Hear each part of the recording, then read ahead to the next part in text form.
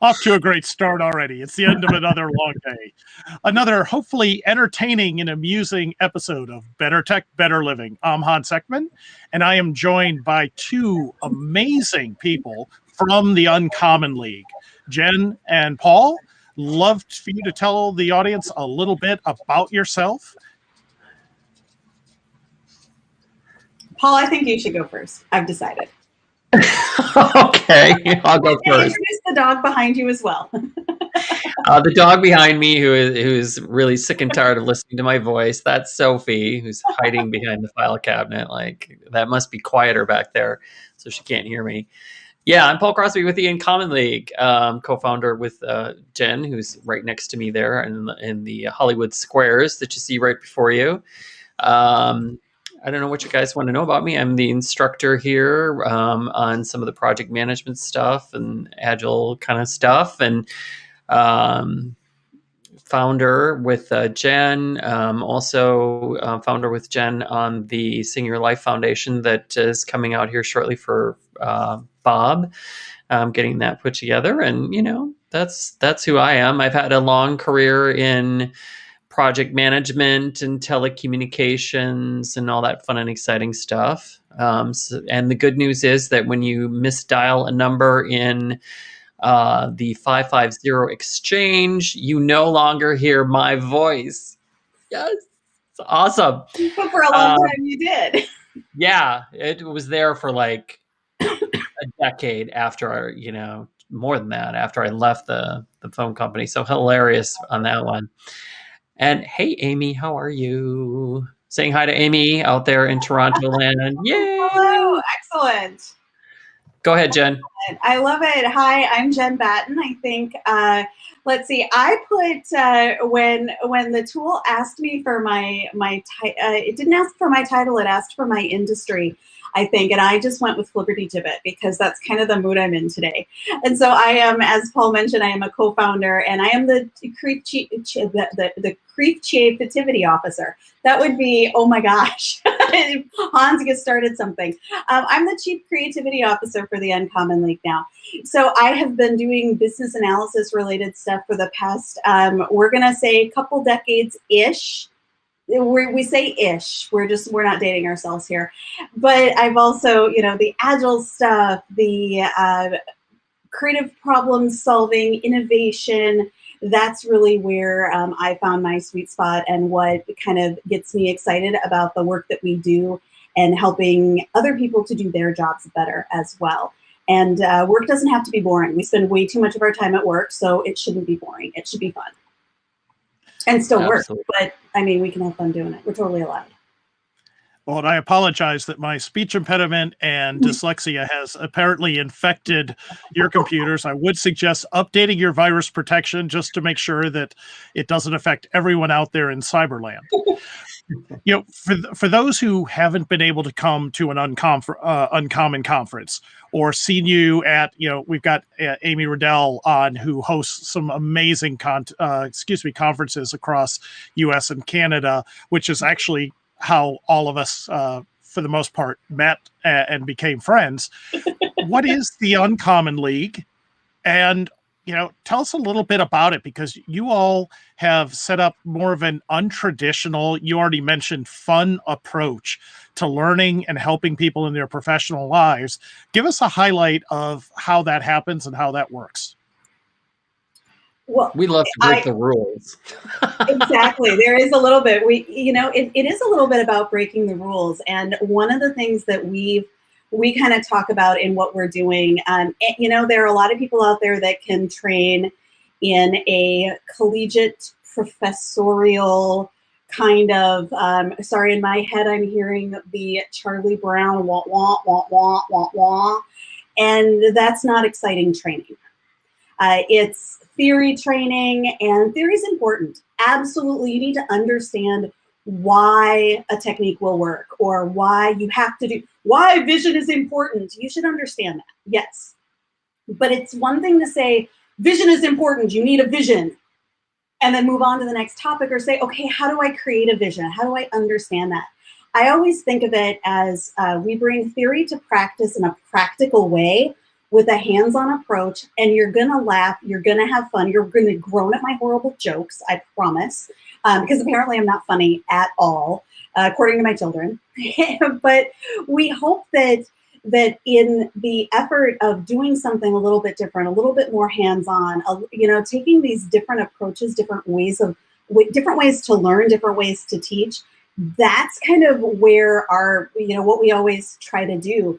And in everything that we expand, when we create an uncommon conference, when we create a workshop, we'll create a workshop and then we'll look at it and we'll say, is it uncommon enough?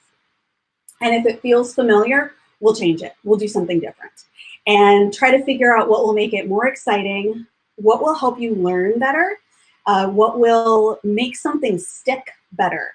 I always think back to in college, I took a history class where one of my professors, it was a graduate assistant, was she's like, okay, you guys read the book for the really important stuff. I'm going to touch on a couple of dates, but then I'm going to tell you all the stuff that you're actually going to remember, tie it back into the reading, and then you'll pass the exam. And sure enough, that was what worked, because you don't necessarily remember dates and events. And, so for us, things like the process, the how to do something, you'll remember the weird story that Jen told about that one time that she threw a stapler across the room. You'll remember the story. Okay, what technique was she talking about with the stapler? But you'll get it. You'll remember the weird story. You'll remember the odd thing. I've only thrown one stapler and it did not hit its intended target, and everything was fine. No one was hurt in my stapler throwing. No injuries. It wasn't at me either, so that was It was good. not at Paul. I hit Paul, but that's another story altogether. And that's next time you see us at one of Amy's conferences, catch us in the bar and we'll happily tell you about the time I hit Paul. Hilarious. Yeah, I mean, from the stories that we have, our experiences are what make the topic come to life. And, we all have a unique experience, a unique perspective on many different things in our careers. And especially, me, it was, the moment of trying to fit a server into an elevator and discovering that, the entire server rack had to be taken apart and re-put back together because, you wouldn't think that you'd have to measure the elevator to see if it would fit in there. You'd be like, hey, it's a freight elevator. It would fit all freight, right? Not so much. Bad assumption there. That's what I learned when assumptions are really bad. But it's the stories that we tell. And, our last conference that we had was a storyteller conference. And we talked about how you tell the stories to your stakeholders, to your sponsors, to folks on your team, and how do you use those stories to get them to understand not only what it is that you're trying to achieve, but how you're going to get there and work together so that you as an entire community, as a group, can tell a story together.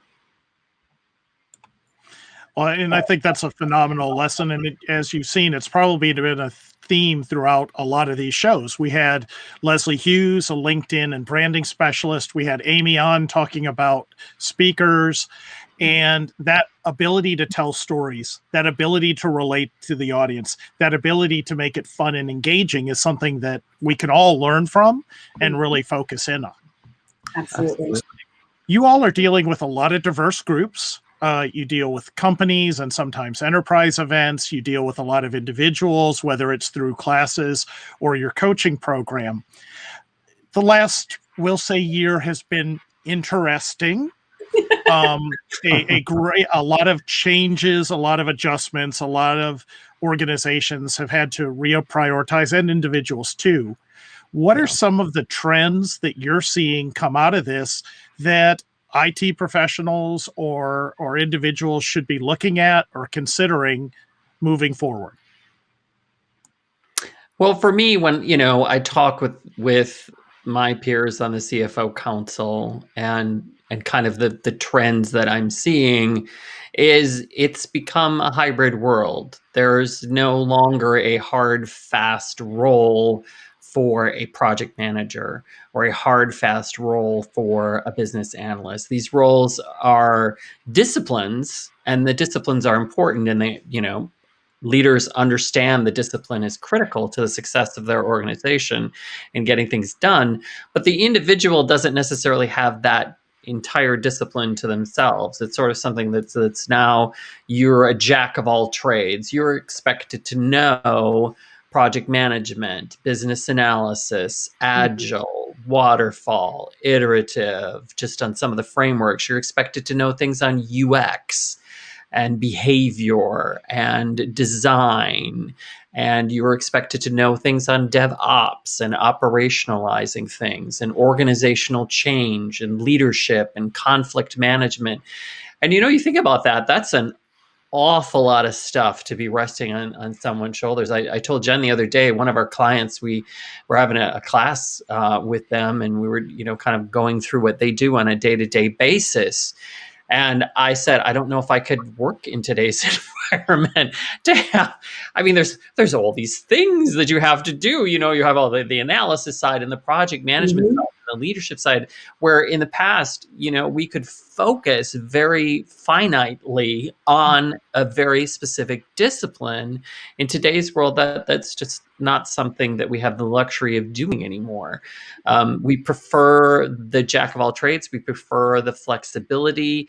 A lot of organizations have even gotten rid of the titles themselves. They don't even have the title business analyst or project manager in their organization. No, everybody's a team member.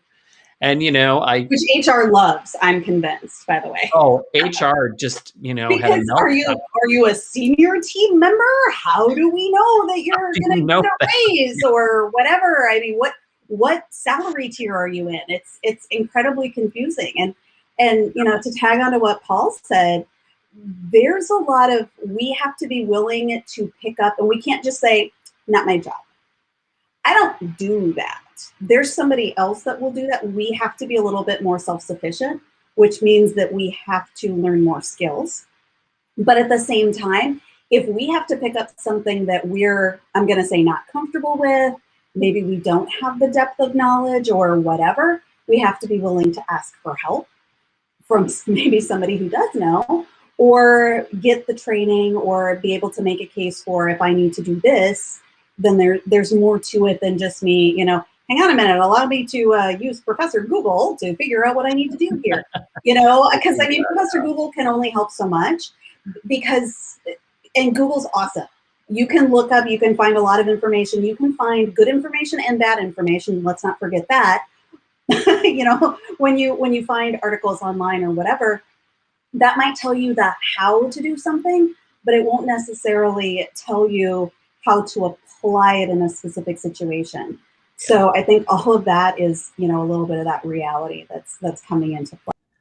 And I think what's happening is, because these roles are sort of, this jack of all trades merging into one thing, the practical approaches, the pragmatic approaches that are needed for folks to take are far different than the approaches of the past, right? Historically, you as a project manager had some pretty hardcore techniques and things that you would do. And, that was true of QA, business analysis, the whole 9 yards. And in today's world, it's like, no, you're doing all of this stuff, and now you have to get it done in an 8-hour day. You need something that's very practical. It's easy. It's collaborative. It works over, the Zoom meetings, the WebEx meetings that we all have from different, hours upon hours. And that's sort of, driving that forward for folks to have this sort of, okay, yeah, I need to do it, but I don't need to do it in a super fancy way. I just need to get it done. Yeah. And I think that the tool piece is probably the biggest shocker, I guess, for a lot of people. There were, I have some varied interests, and, I've worked in a lot of different industries. And so my Twitter feed is kind of wild. And I follow a lot of academia on Twitter because I've worked in the education industry and know a lot of people in those kinds of roles. And when the shutdowns first started happening and people were shifting to online school, or shifting to, well, I go into the office every day, and now you want me to do what? You want me to do virtual meetings?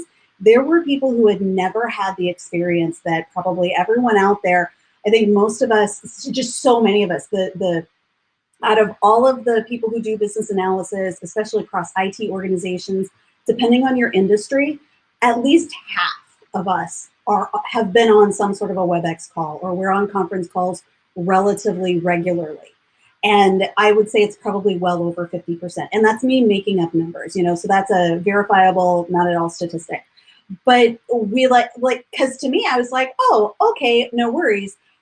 I was already doing virtual training. So shifting into 100% virtual training to me was, okay, so I'm going to do more of the same thing I used to do. For a lot of analysts that were used to, we're going to go into a conference room and I'm going to bring sticky notes and I'm going to bring Sharpie markers and I'm going to bring, I'm going to do stuff on a whiteboard or whatever. They were like, but where are the sticky notes, right?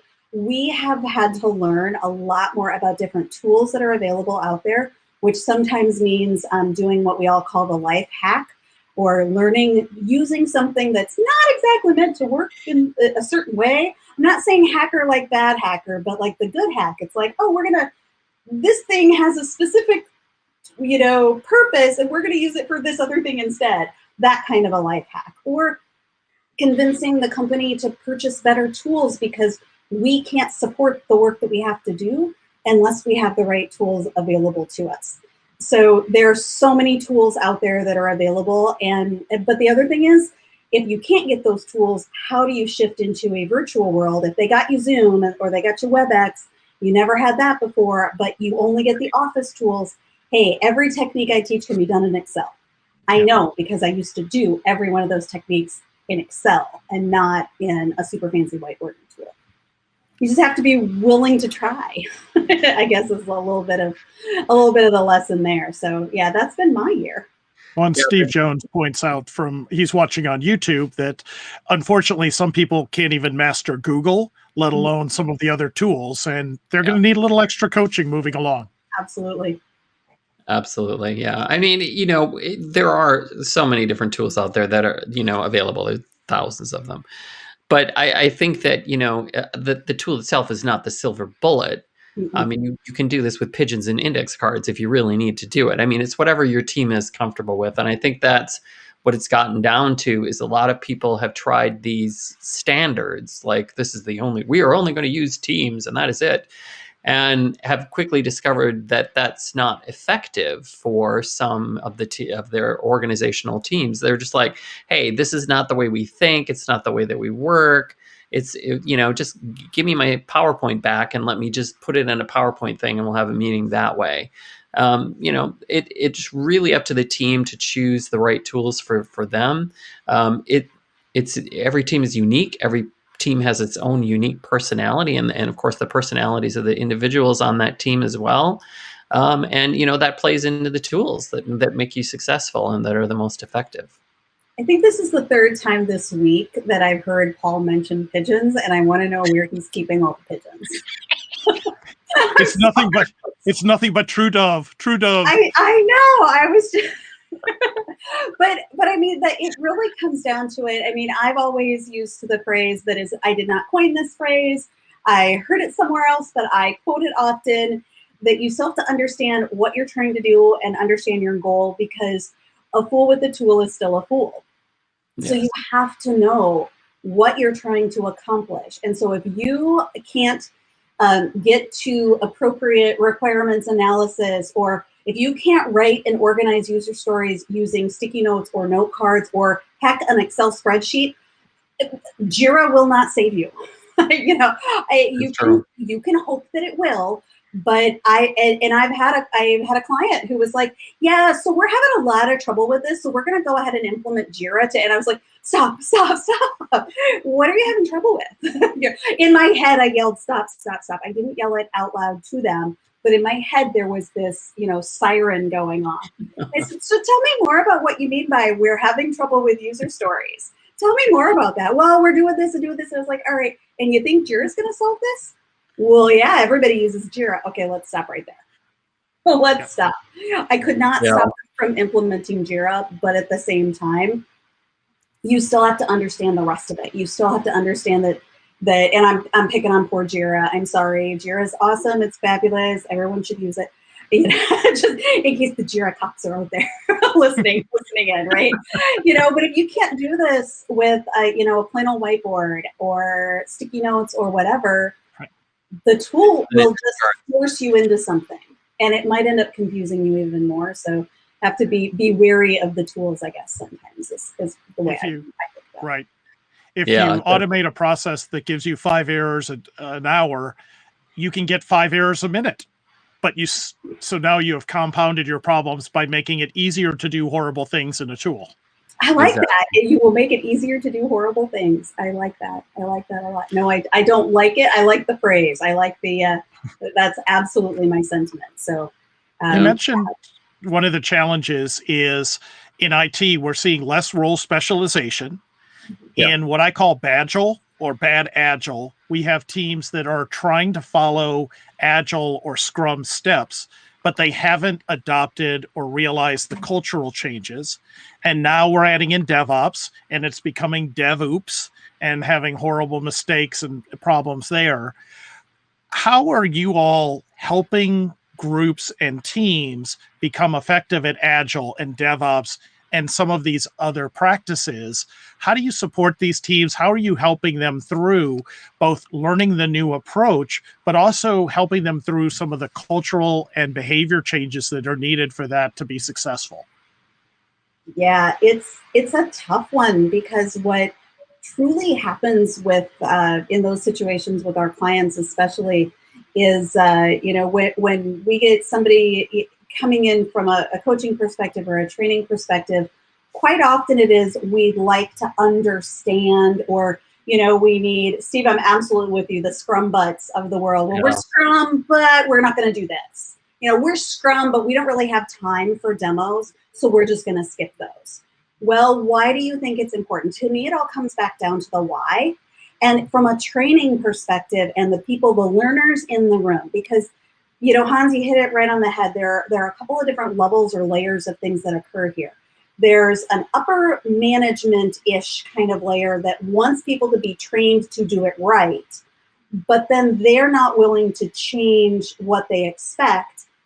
And what I mean by that is I was just working with a client that they want their teams should be agile and should be sprinting, and they've got a, you know, they've got velocity goals, and they've got goals. Okay, you know, they've got to do all this stuff, but then they also have to report to the PMO, and they have to go back for funding, and they have to hit their phase gate reviews for implementation.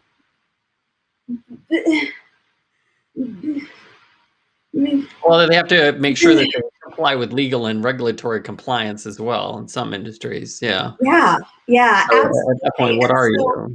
Yeah. So one of the things that we're doing is we're trying to make Agile a little more practical. And so we call our style or our version of Agile, it's not Scrum Bud or it's not anything in particular like that. What we're looking at is what we call Agilicious, because Agile is a lot of different flavors. It's not just Scrum, it's all of these other different, and yeah, I'm sorry, it always goes to food with me. So we're a little bit more Agilicious, and it's about hybridizing Agile, selecting the flavor that works for you.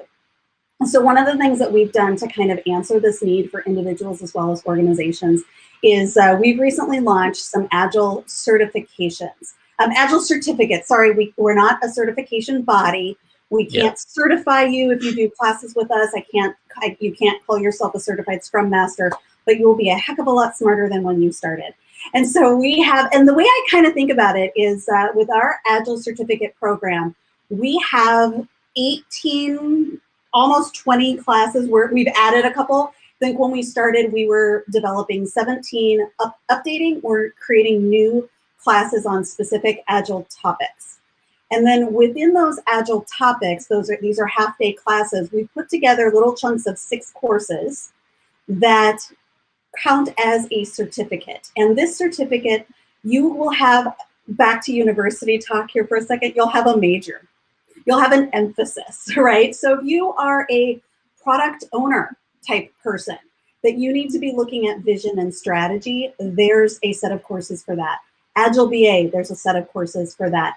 Agile practitioner that you're not quite sure, but you want to know enough about Agile that you can get into one of those roles. I think we have Agile project manager as well, Paul. That's a little less my area, so I have to be careful.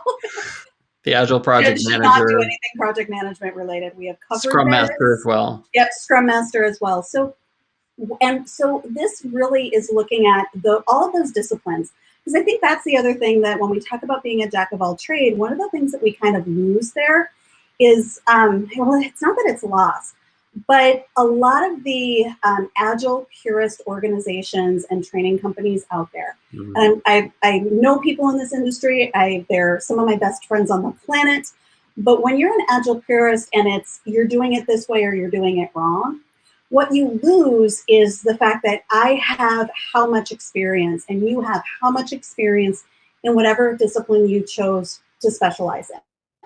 As a project manager, you're so valuable. As a business analyst, you're so valuable. As a developer, you're so valuable. All of those skills are still valuable and still have to happen.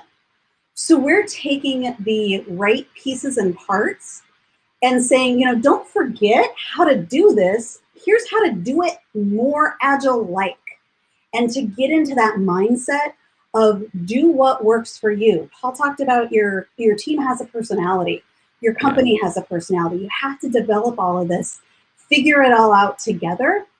And so you need that team level understanding, individual level understanding, and you have to be able to speak to that upper level to talk about the mindset shift and how people should be changing how they do their work, and how we can support that, how upper management can support how those teams are working, rather than just throwing more phase gates in front of you because, we're Agile, so we need to check in on you more often. That's not how it's supposed to work. So how can we adjust that?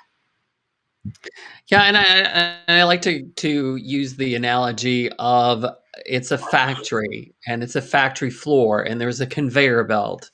And the conveyor belt is moving along there. And what happens, or what needs to happen on a manufacturing floor, is that you keep the conveyor belt running, that everyone understands their part of the process. They understand what they need to do, how it works, what the handoffs are between them, and move it forward. And that's the probably the dirty little secret of all of Agile, is that it is in fact a process that you yourself, your team, your organization puts together that works best for them.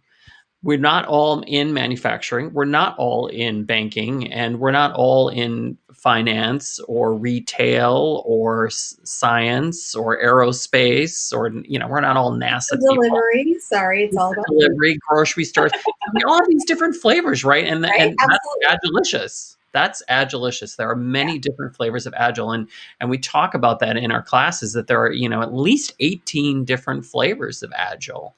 And you know what? Make your own flavor. There's nothing there's no law that says that you as an organization cannot create your own special flavor of Agile. There's no restriction. No one's going to come, there's no Agile police that are come knocking on your door at 6 a.m. arresting you because you've got some new flavor.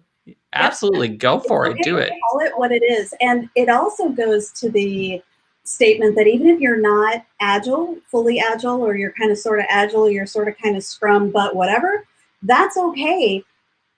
Do what works. And my favorite way of writing stakeholder requirements, even in a waterfall world, I use user stories. Oh, I know, I said it. I use user stories as stakeholder requirements because that's what they are.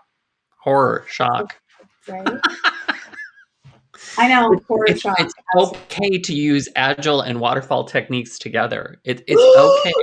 I don't know. I'm going to take away you don't have a BA card, so I'll take away your PM card for that. I joke about that all the time. I tell people I will not take away your BA card. Bob took mine away once.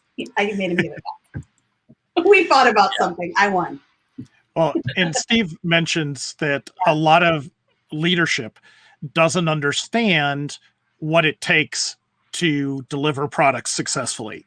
And that can be a big issue. And piggybacking on that, and I think transitioning into our next subject, one of the things I realized in the research and advisory work I was doing for the Infotech group was that we often needed to start with a orientation or training for the leadership team. We developed a series of one-day workshops to help leaders understand what was coming and how the culture of the organization and their behaviors needed to change to empower teams and support it.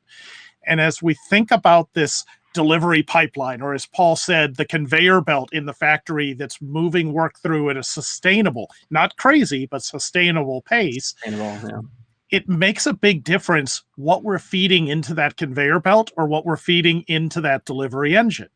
And that's really where product owners and product managers are supposed to come in.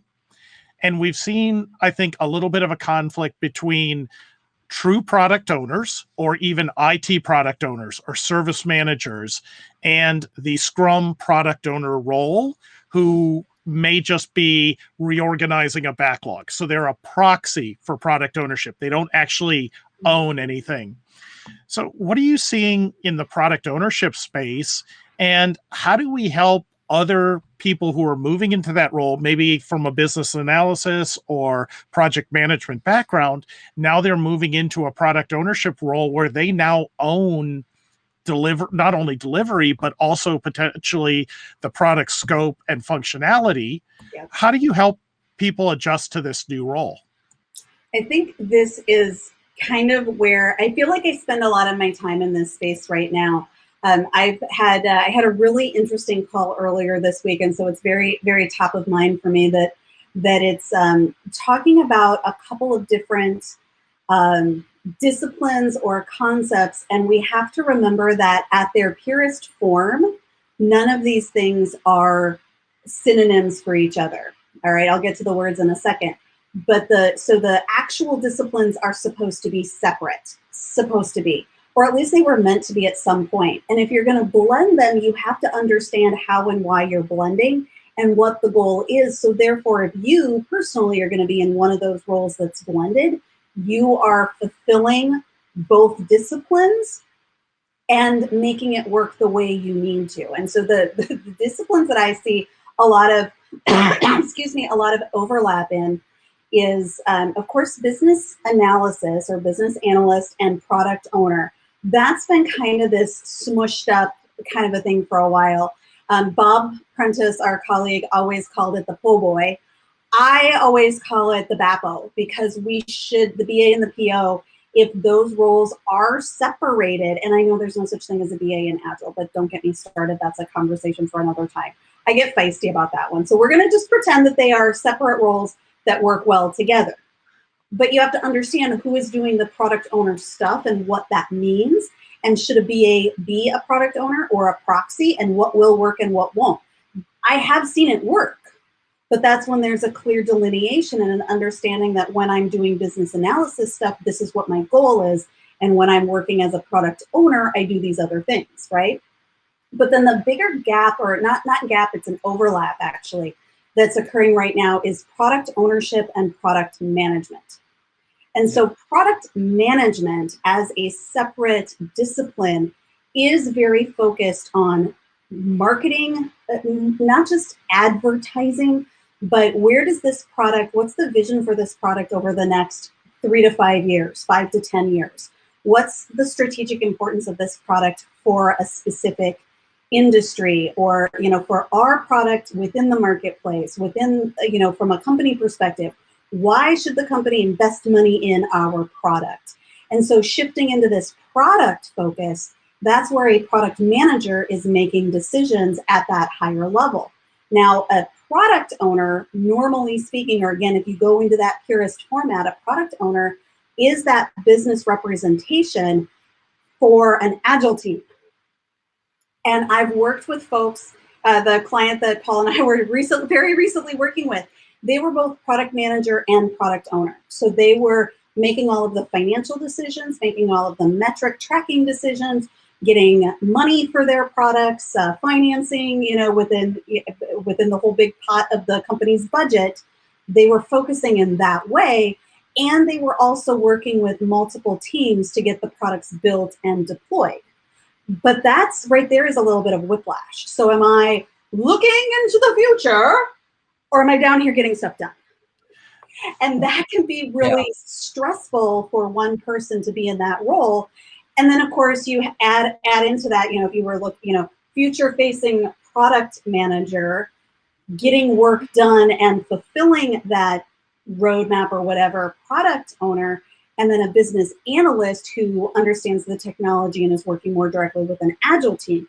I mean, there's so much overlap there that it can be a little confusing in general. Right. Paul, you want to chime in, and then I'm going to challenge Jen a bit on that one, because I think we disagree quite a bit. I'm sure. I touched the tip of the iceberg, so I'll let's see if Paul can straighten out my words, and then you feel free to challenge me, and then I'll fight you. So this gets down to strategic versus tactical, right? Putting the gorilla in the refrigerator and keeping the conveyor belt running. That's what this gets down to. The poor gorilla. I always use that example. But when you're thinking strategically, you're thinking about, not so much on the detail side. You're still at 60,000 feet. You're putting a direction together. You're putting a path, a product roadmap. You're putting the features and capabilities that you want to see in the future. You're setting the direction of where you want to go. You're putting it on a map. If you're going to take a vacation, where are you going on vacation? You've got some clue, an idea about where you want to go and why. Mm-hmm. And that's the strategic part of it, and it's the age-old question about how do you put a gorilla in a refrigerator? You open the door, you put the gorilla in, and you close the door. That's the strategy. It's that, and it sounds overly simplified, but it's really not. There's a different type of thinking there that needs to happen, because is that the direction that do you really want to put that gorilla in the refrigerator would be the question, right? And then you also have to think about the consequences of that. If now you need to put the giraffe in the refrigerator, what do you need to do? You need to open the door, take the gorilla out, put the giraffe in, and close the door, so that there's a sequence of events that are linked together. You have to have that thinking about how things are going to be linked together from a strategy perspective. And then finally, the consequences. So if the Lion King calls an animal conference, which animal did not show up at the conference? It was the giraffe, because he was in the refrigerator. He couldn't go to the conference. The gorilla was at the conference, but the giraffe wasn't, because the giraffe was in the refrigerator. So that's the strategic thinking. Then you have the tactical thinking, which is, the step by step, detail by detail, data by data sort of approaches. And that's the conveyor belt that's moving along. And the conversation that I had last week, granted, it was after 2 whiskeys, truth be told, and we were having this very heated discussion about why Agile does not seem to be efficient and why it doesn't seem to work well in that particular organization. And I said, listen, if you put crap on the belt, you're not going to go anywhere. You have to put the stuff on your belt in your factory that's well thought out and moving toward where you need to go. And, so that was a sort of, conversation that I've been trying to have with folks is like, listen, you need this product owner, you need this product manager to take control of your product, to set its strategic direction, get the product roadmap out there, get the story out there, get where it is they're going, look at total cost of ownership, look at the ROI and the investment.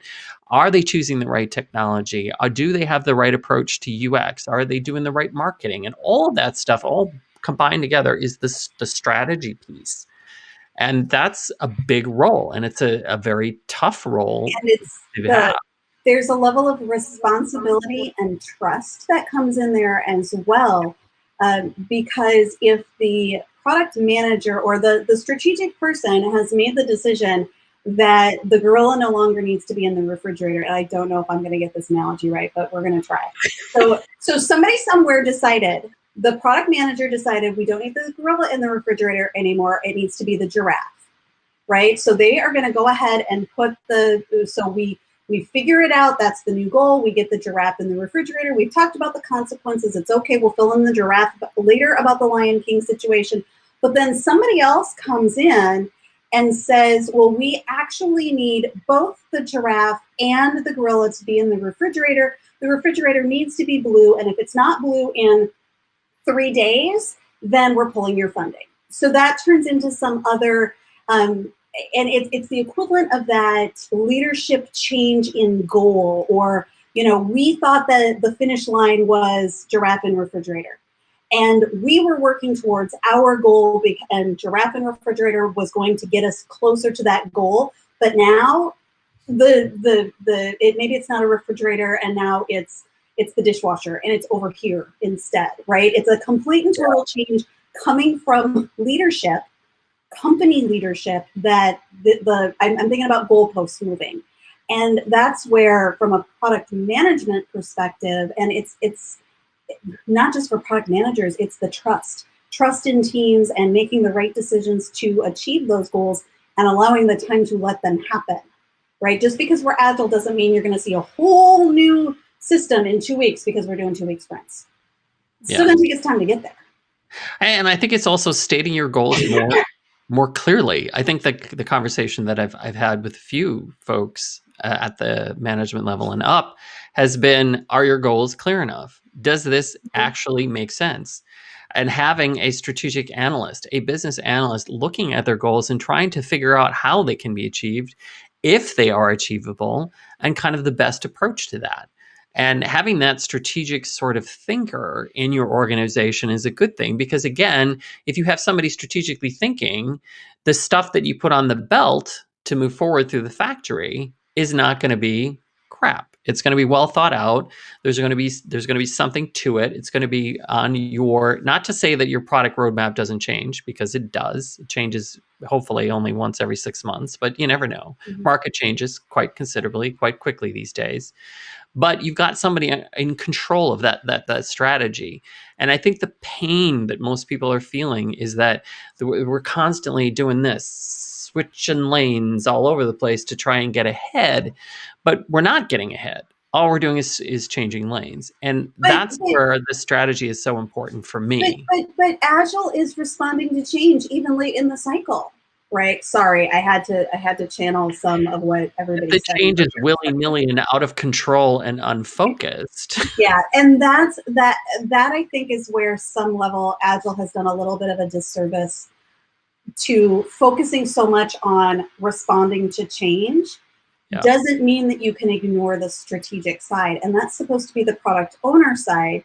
And so product owners do need to have the understanding of product management, because really, and I know Hans still wanted to so I'm opening this up that here I'm going to repeat a little bit and see if this is where Hans is going to go. I'm not even guessing, but I bet he's going to go there, because I always think of the product owner as I'm going to say serving two masters, and I don't mean that in a negative way, but there are two major aspects of a product owner role. One is this way, facing an agile team and working with the team and helping the team to understand these are the goals, this is what we're building next, all right? So working with an agile team to get shit done, right? The product owner also does this, which is, I understand the market, I understand the strategy, I understand where we're gonna fit, I understand all of this, generating the excitement for the next big thing. I'm helping these guys to build it, but I understand all of this. All of this is product management. Whether I'm a product owner doing both, or if I'm just a product manager and I'm working with a product owner to do the other part, is a whole other story. Yeah. So we have to remember that, again, it's another skill set that many of us in IT didn't have to begin with, because realize when Agile started really taking off from an IT perspective, a lot of companies that looked at, oh, we're going to go Agile. Ooh, so we don't have anybody who's a Scrum Master, so we're going to have the project manager do that, because it's a lot of facilitation and reporting. So we're going to let the PMs do that. And we don't have anybody who can really understand requirements and customers on the business side, so we're just going to let the BA do that. So we'll let them be a PO in name only.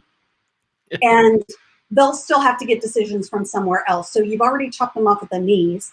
And, it's like, wait, why isn't this all working?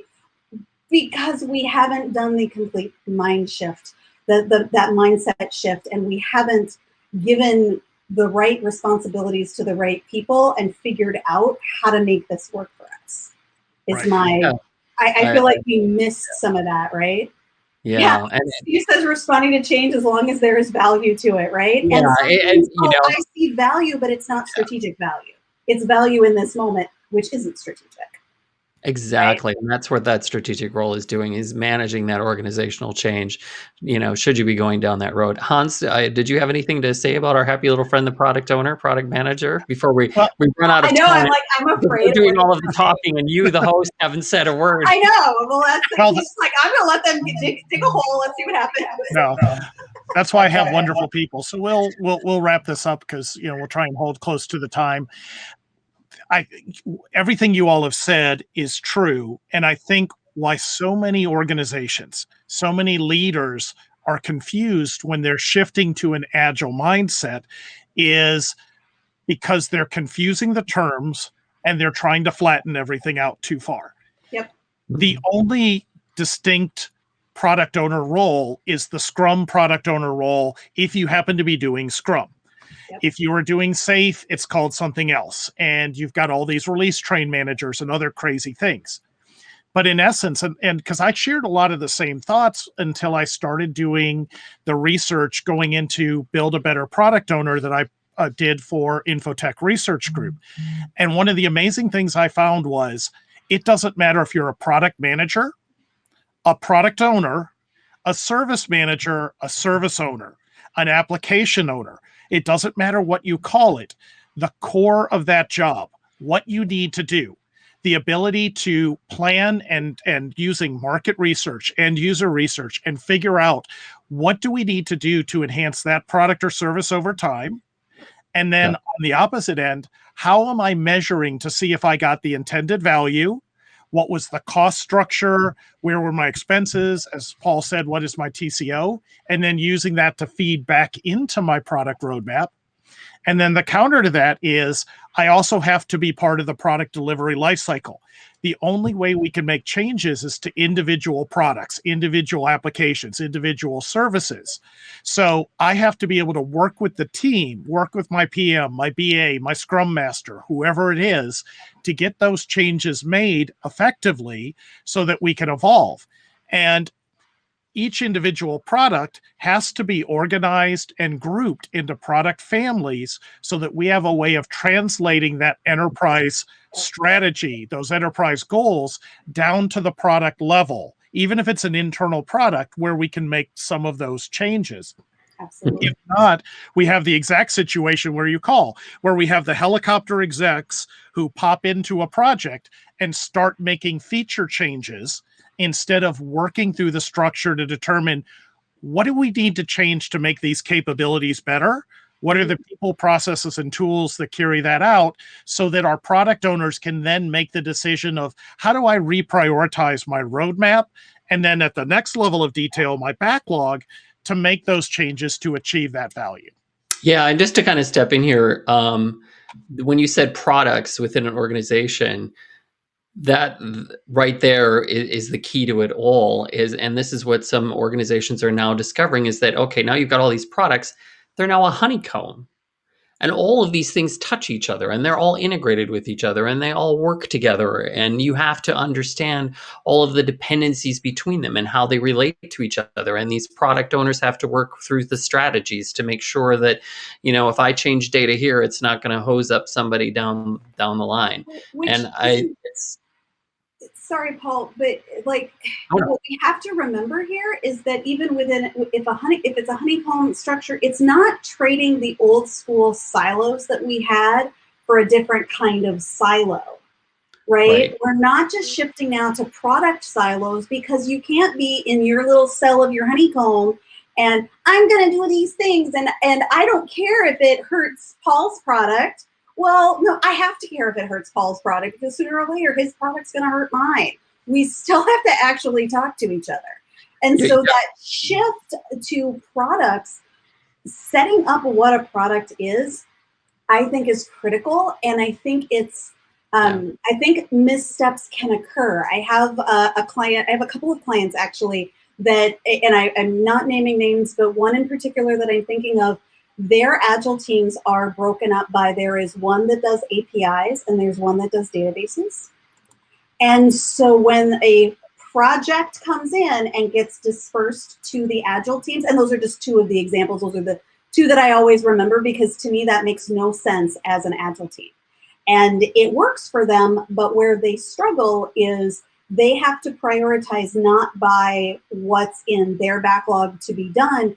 They have to prioritize like 2 steps higher to project at requests that this API is necessary for this sort of a thing, or this database change is necessary for something else, because they're specialized within their team and not specialized across, like focused on this is this one widget thing that we build. They're focused. It's kind of like saying we have an Agile team that's all BAs. I don't know that would work. That's just going back to a different style of waterfall, calling it something else. The trend that's happening is what's called microservices and micro products. Mm-hmm. Teams are only 4 to 5 people, and they're in this honeycomb situation, and they all have to work together, and they all have to strategize together. And you've got, the people in the honeycomb are on their little happy little conveyor belt. But again, it's getting stuff put on the conveyor belt that looks at the whole hive. And you're not in a silo. You can't do things on your own little world. It's no longer possible. And a lot of the larger companies that I deal with are definitely going to this honeycomb model. DevOps is sort of driving them toward this microservice, micro product role, because it's easier to support and that kind of thing. But that's another trend that's coming out there. I feel like it's all back to why. From a company perspective to a product perspective or whatever, why, I've talked to clients that we want to be more agile. We want to foster this agile mindset. We want to foster where I just talked to somebody this week. We want to shift from project focus to product focus. Why do you want to do that? And I asked very specifically why and what skill sets are missing from your team right now that is the reason you're talking to me about training. Tell me why on the change and why on the responsibilities, and then we can figure something out for you. So that's kind of the Uncommon League advantage, to give us a little bit of a plug there as well, because that's what we care about. We care about making something that works for you, and that's what Agilicious is all about, and practical Agile. And we'll give you the skills to be successful no matter what you want to do. And you'll laugh a little bit, or at least get to make fun of me and my ridiculous cough that just won't go away. Well, hey, for everyone who's joining us, you can see why I love going to conferences and events with Paul, Jen, and the rest of our, we'll call it the Road family. It's a tolerance for everyone's perspective, because we're all saying the same things, but from a little different perspective. And by talking through it, working through it, we figure out where the holes are, because that's why we do what we do. We're trying to fill the holes. We're trying to help groups and teams be more effective. And Paul was just mentioning the challenge of how do you work in a very shared service, microservice, very honeycombed environment. The research project that we kicked off today, we're actually building a framework to help groups structure and tier and organize the collaboration between their products and services to make sure that that enterprise strategy at the top gets properly decomposed down to the level where you can actually affect it. So if you really enjoyed the show today, and Jen and Paul, let me know. I'll definitely have them on again, especially if this really resonated with what you're looking for. And for everyone who really liked what you said, and how you're out there helping companies, helping groups, teams, even individuals, how can they get in touch with you to learn more? And I think that's probably the best place we could wrap today. Yeah, check us out at theuncommonleague.com. We got some great stuff out there. We just started our blog on Agile questions, and we've got a backlog of 250 plus questions already. In a very short period of time. We're having fun trying to get those out the door. Absolutely. Our global coaching is something that we do, and that's where some of our backlog questions are coming from. We do live during the week coaching. So if you want access to us to ask us questions, help with a specific project, or just, hey, we want to learn something new, we're doing that as well. So that's a great thing to check out on our site. And of course, our classes. We try to have fun. We play trivia. Absolutely. Get the perspective, get the good education. It's all right there on theuncommonleague.com. Fantastic. Well, Paul and Jen, thank you so much for coming, and after a long day, adding a little bit extra. Really appreciate it. To everyone, please stay safe, stay healthy, and hope you're doing well. Let us know some of the topics that interest you, and I'll do my best to find smarter people than me to join the show and talk about it. Thank you so much. Everyone, have a great evening, and right there.